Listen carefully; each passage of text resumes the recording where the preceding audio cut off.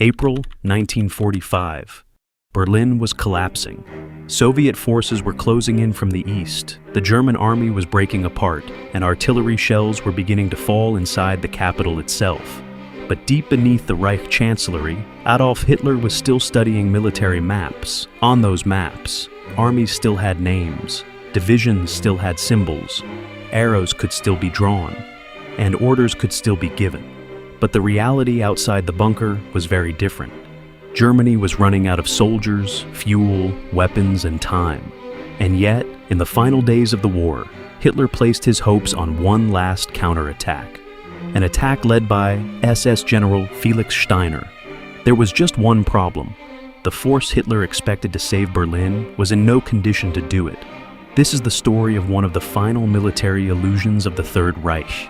And the moment when Hitler was forced to confront the reality he had spent years refusing to accept.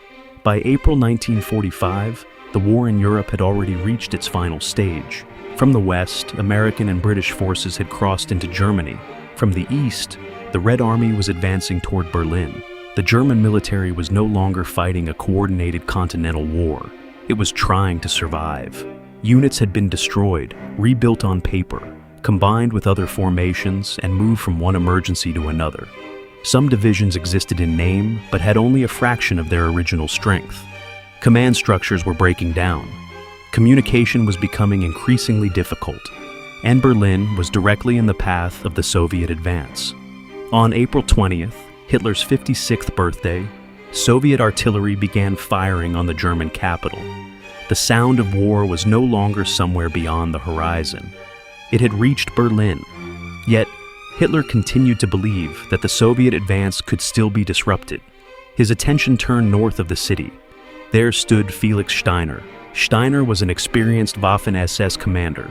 By this stage of the war, however, experience was not the problem. The problem was manpower. The forces available to him were scattered, depleted, and under enormous pressure. Some of the formations Hitler imagined using for his counterattack had already been committed elsewhere or badly weakened. Still, an order was issued. Steiner was expected to attack the Soviet forces north of Berlin. In Hitler's vision, the attack would help create a larger counteroffensive. German forces would strike from different directions. The Soviet advance would be disrupted. Berlin might be saved. On a map, the idea could be represented with arrows. On the battlefield, it was another story.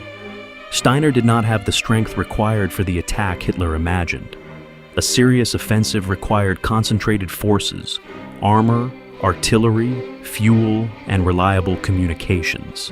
Germany was rapidly losing all of them. The order had been given, but the battlefield could no longer obey the map. Inside the Führerbunker, however, the attack became a source of hope. Hitler waited for news. He expected Steiner to move. Hours passed. The military situation continued to deteriorate. Soviet forces were moving closer, and Steiner's attack did not come. For the people inside the bunker, this created a dangerous problem. Someone had to explain the truth. The counterattack that Hitler believed could change the battle was not happening. Not because of a minor delay, not because of bad weather, but because the forces available were simply inadequate for the task. On April 22nd, during the Military Situation Conference, Hitler was informed that the expected attack had not taken place. Accounts of exactly how he reacted differ in some details, but the outcome is clear. The military plan had failed before it had truly begun. And for the first time in front of those around him, Hitler acknowledged that the war was lost. For years, he had responded to military defeat in the same way. Generals were accused of weakness. Retreats were forbidden. Positions were ordered to be held long after they had become impossible to defend. Every failure was blamed on betrayal, cowardice, or disobedience. But now, the Red Army was approaching the center of Berlin. There was almost nowhere left to retreat, and there were fewer and fewer armies left to command. But even after the failure of the Steiner plan, the search for rescue continued. Attention shifted toward other forces. One of the last hopes was General Walter Wenck's 12th Army. Once again, orders were sent. Once again, forces were expected to move toward Berlin.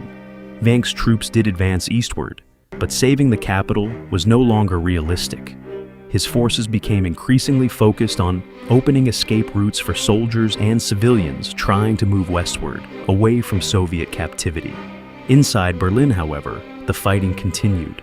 Young Hitler youth members, elderly Volkssturm militia, and the remaining Germany military formations were drawn into the defense of the city. Street by street, building by building. The outcome was no longer seriously in doubt, but people continued to die for a regime that had already collapsed everywhere except in its own commands.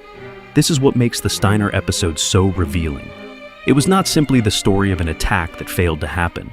It was the final result of a way of command that had developed over years. Hitler increasingly believed that determination could compensate for material reality, that refusing retreat could somehow prevent defeat, that new formations could be created by naming them, that exhausted units could perform impossible missions, if only their commanders had enough will. Earlier in the war, Germany had possessed the military strength to recover from mistakes. By April 1945, that strength was gone. The names remained, the symbols remained, the orders remained, but behind many of them, there was little left. Above the bunker, Berlin continued to burn. Below it, maps were still being moved across tables. Telephone calls were still being made. Orders were still being transmitted. But the war Hitler saw on paper and the war being fought outside were no longer the same war. Steiner had not saved Berlin. Wenck could not save Berlin. No hidden reserve army was coming. On April 30th, Hitler killed himself inside the Führerbunker. 2 days later, the Berlin garrison surrendered, and within days, the war in Europe was over. In the end, Berlin was not lost, because one general refused a single order. It had been lost long before. Steiner's failed attack simply forced Hitler to face the truth. The armies on his map could still be moved. The real armies could not.